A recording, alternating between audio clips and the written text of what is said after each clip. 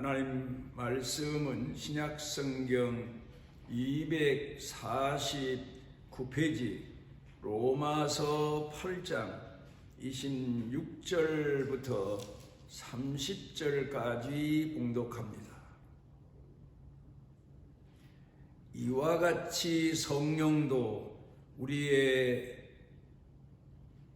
연약함을 도우시나니 우리는 마땅히 기도할 바를 알지 못하나 오직 성령이 말할 수 없는 단식으로 우리를 위하여 친히 간구하시느니라. 마음을 살피시는 이가 성령의 생각을 아시나니 이는 성령이 하나님의 뜻대로 성도를 위하여 간구하심이니라. 우리가 알거니와 하나님을 사랑하는 자 곧 그의 뜻대로 부르심을 입은 자들에게는 모든 것이 협력하여 선을 이루느니라. 하나님이 미리 아신 자들을 또한 그 아들의 형상을 본받게 하기 위하여 미리 정하셨으니 이는 그로 많은 형제 중에서 맏아들이 되게 하려 하심이니라. 또 미리 정하신 그들을 또한 부르시고 부르신 그들을 또한 의롭다 하시고 의롭다 하신 그들을 또한 영화롭게 하셨느니라. 우리가 쓰는 말 중에 같은 말 같으면서도 더 깊이가 있는 말이 있고 평범하게 사용하는 말이 있습니다. 그 중에서 오늘 생각해 보려는 말은 이쁘다는 말입니다. 어린아이를 보면서 이쁘다, 귀엽다 그렇게 우리가 표현을 합니다. 그런가 하면은 꽃을 보면서 이쁘다 그렇게 표현을 합니다. 순수하다 그런 말도 사용을 합니다. 그런데 좀 더 그 아이가 성장해서 청년이 되거나 성년이 되게 되면 그런 아이를 보면서 그 아이의 삶을 평가해서 말할 때 아름답다, 그 자신을 놓고도 아름답다, 또 어떤 경우에는 우아하다 그런 말을 사용을 합니다. 또 그런가 하면은 좀 더 나이가 들고 늙고 또 노쇠하게 되면은 그런 분들의 삶을 놓고 평가하면서 늙으셨다, 노쇠하셨다 이제 그런 말도 합니다마는 좀 더 그런 분들의 삶을 깊이 헤아려 보면서 우리가 또 한 가지 표현하는 그런 말을 오늘 배워 두었으면 합니다. 어린 나이 때에는 순수한 그리고 어찌 보면 예쁜 귀여운 이제 그런 모습을 지니고 있지만 그런데 그 다음에 좀 더 성장하게 되면 사람들이 그 삶을 놓고 볼 때 아름답다.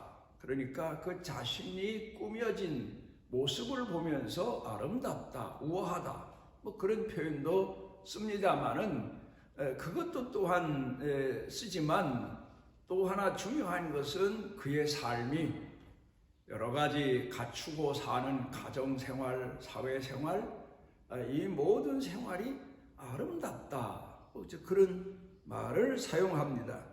이제 그러다가 나이가 들어서 그 삶을 평가하게 되면 여러 가지로 복 받았다, 복 있다 그런 말도 사용하지만 야곱이 바로 왕 앞에 가서 자기 자신의 인생을 한마디로 고백하고 표현한 내용이 험악한 세월을 살았다. 이제 그런 말 아닙니까? 그런 것처럼 어떤 사람들의 삶을 놓고 보면 일생을 되돌아보게 되면 기구한 운명이었다. 때로는 팔자소간이었다. 또 그런가 하면은 참 비참한 인생을 살았다. 지금도 그런 인생을 살고 있다. 불쌍하다. 뭐 여러 가지 사용을 합니다마는, 그런데 여기에서 우리가 좀 더 신앙적인 눈을 뜨고 우리 삶을 헤아려 볼 때에 하나님께서 우리에게 베푸신 은혜가 얼마나 큰가를 여러 가지 언어로 사용해서 말할 수가 있습니다. 전에 제가 어렸을 때에 초등학교 때에 소풍을 가면, 시골 사니까 대개 소풍 가는 곳이 계곡, 그렇지 않으면 사람들이 만들어 놓은 임금이나 아니면 옛날에 권세 가졌던 사람들의 무덤, 이런 곳, 그러니까 평범하지 않고 좀 더 달리 꾸며진 곳, 가서 보면 좀 더 다른 면을 볼 수 있는 곳, 아니면 신기한 계곡을 보면서 거기에서 여러 가지를 배우는 그런 소풍을 갔다 온 기억이 납니다만은, 나이가 들어서 제가 이제 취미 생활로 시간이 나게 되면 수석을 한 적이 있습니다. 탐석을 한 적이 있습니다.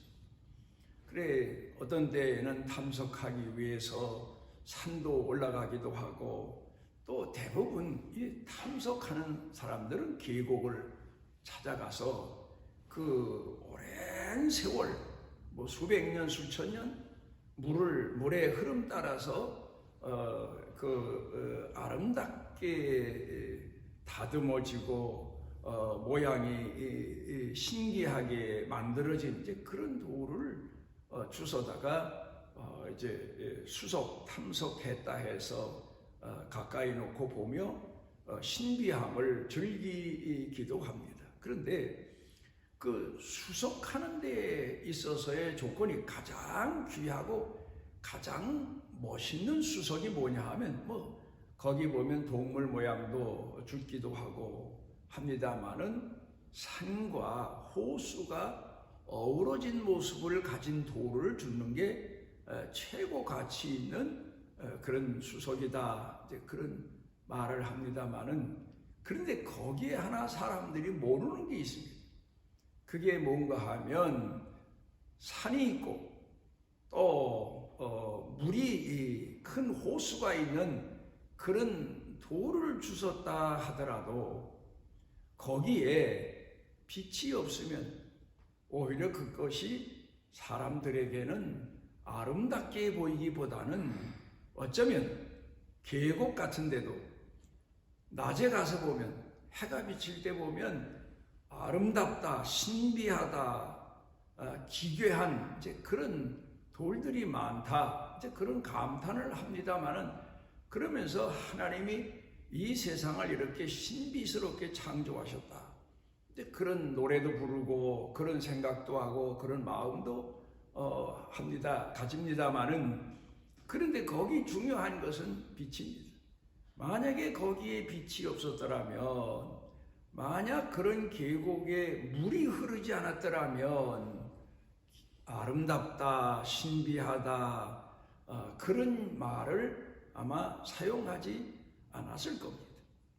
제가 근간에 살면서 제 자신의 생을 돌이켜보며, 인간적으로 말하자면 아마도 야곱처럼 험악한 세월을 살았다고 고백할 수 있을지 모릅니다. 그런데 제 자신이 그런 인생을 살아온 과정들을 돌이켜보면서 하나님 앞에 감사하게 되고 감격하게 되는 것은, 하나님이 그런 가운데 험악한 세월을 살고 험악한 그런 과정을 거치면서 목회를 했는데도 하나님이 은혜를 베푸신 그 은혜가 얼마나 크고 신비했는지 모릅니다.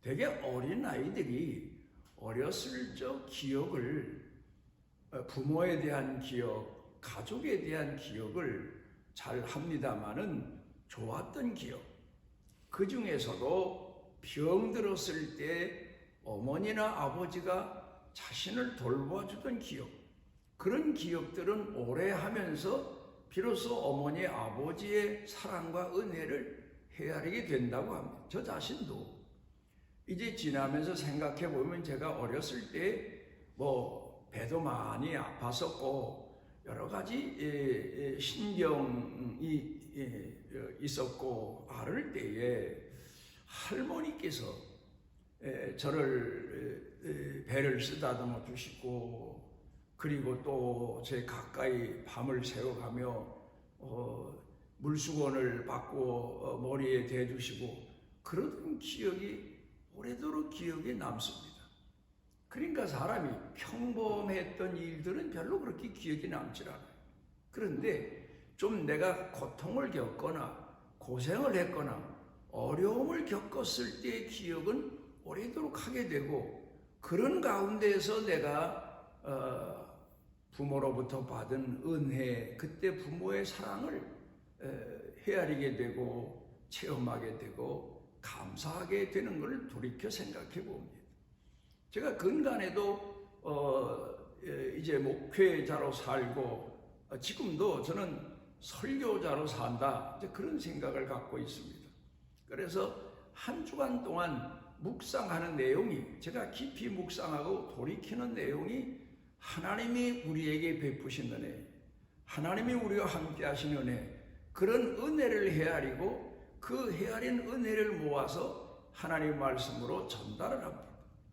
그런데 내가 심한 고통을 겪을 때, 가정사의 문제든지 교회의 문제든지 아니면 내가 어떤 살아가면서 국가적인 문제든지 여러 가지 문제에 부딪혀서 마음고생을 하고 마음을 기울이고 때로는 금식도 하고 또 하나님 앞에 엎드려 오래도록 기도하며 하나님의 선하신 뜻을 구하기도 하고, 그런 주간에 준비해서 하나님 말씀을 전하면 많은 성도들이 은혜 받았습니다, 많은 걸 깨달았습니다, 내 얘기입니다, 그런 고백을 하고 그런 전화를 하고 그런 문자 메시지를 보내는 걸 보면서 아하, 하나님께서 고달프게 살고 힘겨우게 살고 힘들게 사는 우리 삶에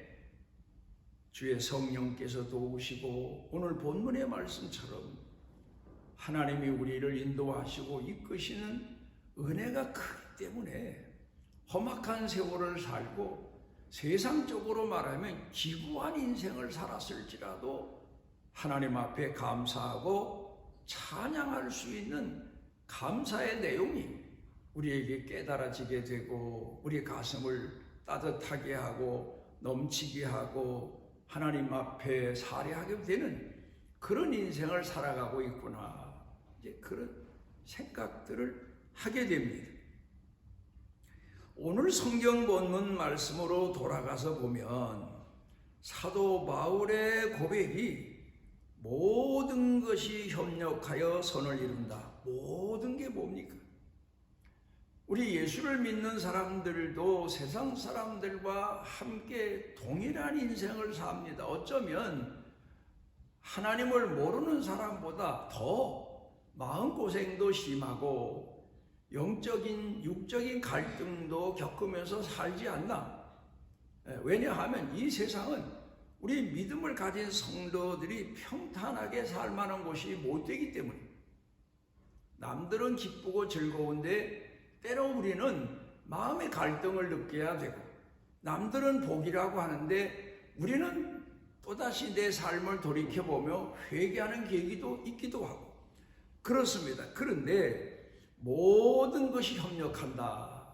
그러니까 어떤 때는 잘된 일이, 또 어떤 때는 안 되는 일이, 어떤 때는 성공한 일이, 어떤 때는 실패한 일이, 어떤 때는 얻어서 감사하지만 어떤 때는 또 잃어버려서 감사하고, 이런 모든 아픔과 고통, 괴로움, 시련, 핍박, 역경, 이런 모든 것이 협력해서 합동해서 하나님이 원하시는 선하신 뜻을 우리에게 이루신다. 사도 바울의 고백입니다.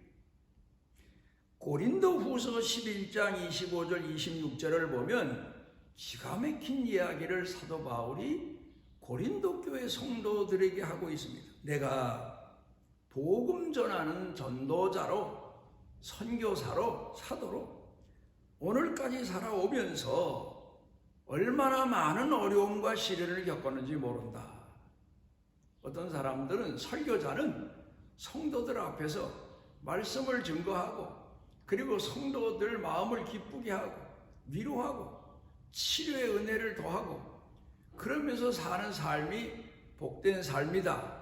평범하게 예배 시간만 보고 그렇지만 그런데 그 말씀을 준비하고 그 말씀을 들고 설 때까지의 설교자, 목회자의 삶은 고달프기 이를 데 없고 어쩌면 평범한 사람들보다 더 시름의 생을 살고 아픔의 생을 살고 그런 과정을 통해서 깨닫게 되고 또 하나님이 베푸신 은혜를 헤아리게 되고 그리고 성도들에게 더 은혜 있는 마음으로 감동받는 그런 말씀을 전하게 된다는 사실을 깊이 헤아리지 못하는 경우가 참 많습니다. 한 나무를 볼 때 보이는 모습만 보면 큰 기둥 같은 나무가 자라서 뭐 가지가 퍼지고 거기 잎이 피고 꽃이 피고 열매가 맺지만 땅 속으로 깊이 뿌리 내린 곳을 만약에 사람이 볼 수만 있다면 땅에 뿌리 내리기가 그렇게 쉽지가 않습니다. 단단한 땅도 있고 어떤 때는 바위도 있고 그 안에는 뭐 자갈도 있고 또 뭐 여러 가지 역경이 어두운 가운데서 있지만 그 어둠을 뚫고 뿌리 내려서 땅에서 영양분을 빨아들이는 뿌리를 생각해 보면 그 뿌리가 결국 그 나무를 키운 걸 보는 것처럼 우리 삶도 돌이켜 생각해 보면 이런 경우가 참 많습니다. 사도 바울이 고백합니다. 내가 복음을 전하다가 복음 전하는 전도자면 사람들이 환영받고 인정받고 존경받는 것 같지만 예수님께서 병자를 고치시고 기적의 떡을 먹이시고 또 성도들 백성들을 위로하시고 그러실 때 수많은 사람들로부터 환영을 받고 존경을 받았지만 그 예수님의 생애가 얼마나 힘겨운 생애였습니까? 그런데도 하나님이 함께 하셔서 아버지가 함께 하셔서 하나님의 신이 함께 하셔서 오히려 그 삶이 아름답고 우아하고 사람들로부터 존경받는 삶을 사시게 됐는데 그 삶을 놓고 생각해 보면 참 신비하신 은혜 속에 사셨다. 그렇게 말하는 것처럼 태창에 3번 찔림을 받았다. 태창에 찔렸다.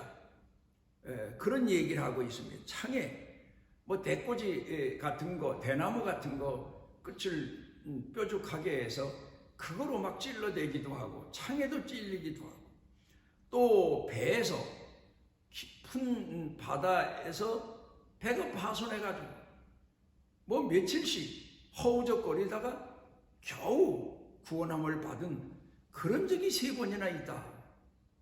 사도 바울이 그런 고생을 했다니, 사도 바울이 그렇게 복음을 전했다니, 그런 가운데서 말이야. 그런가 하면은 또 그가 말하기를 강을 건너는 것도 그냥 평탄하게 걷는 게 아니고 뭐 배가 뒤집혀서 얼마나 많은 위험을 겪었는지 모른다. 그런 얘기를 합니다.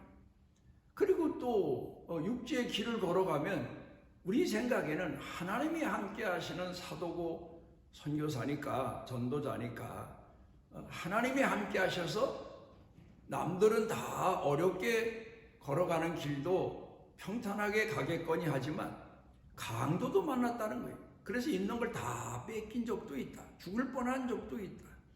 또 그런가 하면 광야를 지날 때에도 얼마나 많은 위험을 겪었는지 모른다. 뭐 뱀도 만났을 거고, 뭐 거기에서는 악한 짐승도 만날 수 있고, 뭐 그런 일도 많이 겪었다. 그런가 하면은 또 하나님을 공경하는 성도라는 사람들과 함께 있으면 천사들과 함께 같이 있는 것 같지만 그 중에서 거짓 형제, 그러니까 사단이나 다를 바 없는 이리가 양의 가죽을 쓰고 앉아 있는 것처럼 그런 사람을 통해서도 얼마나 많은 모함을 받고 위협을 받고 역경을 겪었는지 모른다. 그래서 디모데에게 편지하기를 알렉산더나 그 외 몇몇 사람은 네가 주의해라. 내가 그 사람들을 통해서 큰 고통을 겪었다. 그렇게 말할 정도로 같은 믿음을 가진 성도들을 통해서도 얼마나 많은 어려움을 당했는지 모릅니다. 그가 그런 얘기를 쭉 하면서 그런데 그런 모든 일이 협력해서 선을 이루었다. 하나님께 감사한다. 하나님께 영광을 돌린다. 내가 믿음의 연단을 받았다. 사랑의 연단을 받았다. 내가 이만한 믿음을 갖게 된 것은 그런 과정을 통해서 내가 하나님 앞에 연단을 받고 훈련을 받았기 때문이다. 그런 고백을 하고 있습니다. 에디슨은 나이가 많이 들어서 귀가 잘 들리지 않았다고 그럽니다. 그러니까 하나님 앞에 감사합니다. 왜요? 다른 얘기 하나도 안 듣고 연구에만 내가 집중할 수 있으니 얼마나 감사한 일인지 모른다. 쓸데없는 소리 들을 필요 없고 내가 생각하고 뭔가 연구하는 것만 집중할 수 있어 감사하다. 또 그런가 하면 음악가로서 귀가 안 들린다는 건 어찌 보면 불행 중에 불행이지요. 어찌 보면 저주 중에 저주일 수도 있습니다. 그런데 베토벤은 그때 교향곡 9번 환희의 찬가를 작곡해서 오늘까지 수많은 사람들로부터 존경을 받고 있습니다. 어떻게 그런 인생을 살면서 그런 놀라운 곡을 그가 쓸 수 있었나? 여러분, 사람이 연세가 들게 되면 제가 그래요. 늙는다는 그 자체가 비용이다. 그래서 우리나라에서 지금 정치하는 사람들이 모르는 게 하나 있습니다. 장애인, 몸에 문제가 있고 눈에 문제가 있고 귀에 팔다리에 문제 있고 뭐 이런 사람만 장애인 하는데 나이가 7, 80 넘어서 쓴 사람들 다 장애인으로 취급을 해야 되고 그런 사람들을 배려해야 된다. 그런 얘기를 하고 있는데 그 얘기가 아직 정치인들에게 전달이 안 되고 있는 것 같고 우리 주변 사람들도 늙은 거 별따로 생각을 합니다만은 장애를 하나 둘씩 다 가지게 마련이에요. 어떤 사람은 뭐 허리가 아파서 어떤 사람은 머리가 아파서 어떤 사람은 걷지를 못해서 뭐 늙고 노쇠하면 다 병자 환자가 되는 거 아닙니까? 그런데도 그런 가운데서 우리가 감사하며 살 수 있는 것은 하나님이 그러니까 기괴한 그런 것들이 모여있는 계곡에 가서 낮에 햇살이 비출 때 신비하다 하는 것처럼 우리 예수 믿는 사람들의 삶을 놓고 보면 어떤 사람은 평생 신병을 몸에 지니고 사는 분도 있어요. 그런데 오늘까지 살았다는 걸 돌이켜 생각해 보면 신비하기 짝이 없지 않습니까? 제가 제 자신을 오늘 돌이켜 생각해 보면 참 내 인생이야말로 신비한 은혜 속에 산 생애다. 그걸 생각하며 감사합니다. 크로스비 여사라고 하는 분이 있습니다. 오늘 부른 이 찬송을 예수 나를 위하여 십자가를 질 때 이분이 소경입니다. 맹인입니다. 눈이 안 보이는 분이에요. 그런데 평생에 찬송가를 3,000곡을 작곡했습니다. 작사했습니다. 근데 우리나라에는 27곡이 찬송에 소개되어 있는데 거기 보게 되면 예수 나를 위하여 그 내용을 보면 특별한 언어를 사용하지 않습니다. 그러면서도 얼마나 내용이 신비로울 정도로 예수님께서 우리 같은 죄인을 위해 십자가에 못 박혀 고난당하신 내용을 그대로 나열하고 있습니다. 그런가 하면 그 외에도 많습니다. 인내하신 구세주여, 그 찬송도 그래요. 어떻게 두 눈 멀쩡하고 건강한 사람이 깨닫지 못하는 그런 은혜를, 신비한 은혜를 노래했을까? 그렇고 예수 나를 나의 구주 삼고 그런 내용들이 하여튼 27곡 하나하나를 우리가 찾아가면서 보면 찬송가 윗부분에 보면 크로스비라고 나옵니다. 작사 작곡한 사람 얘기가. 그런데 보면 그렇게 신비로울 수가 없어요. 누가 소경 크로스비 여사가 살았을 때에 그를 보면 아름답다, 신비하다 그런 얘기를 누가 했겠습니까? 불쌍하다, 참 기구한 운명을 타고났구나, 팔자소환인가, 별별 인간적인 면에서는 평가했을지 모릅니다. 참 험악한 인생을 산다, 그렇게 평가할지 모르는데, 그런데 그의 내적인 속사람에서 우러나오는 찬양을 보게 되면 야, 정말 하나님의 신이 그와 함께 하셨구나, 그에게 은혜를 베푸시고 계시구나, 빛을 비추어 주셨구나, 그 가슴에 말씀의 은혜가 강처럼 흘러넘치는구나. 저는 지금도 감사한 것은 만약에 내 가슴 속에 하나님의 은혜와 성령의 은총이 흐르지 않았으면 내 인생은 참 기가 막힌 기구한 운명일 수밖에 없는데, 오늘 하나님의 성호를 찬양하고 감사하고 참 하나님 앞에 복받고 또 신령한 복을 받은 사람이 내 자신임을 깨닫고 하나님 앞에 감사하며 어려운 시련 때에도 그 은혜를 잊지 아니하고 찬송하고 기도하면서 또 어려운 시련을 극복하고 이겨갈 수 있는 그 믿음 주신 것에 대해서 감사할 때가 참 많습니다.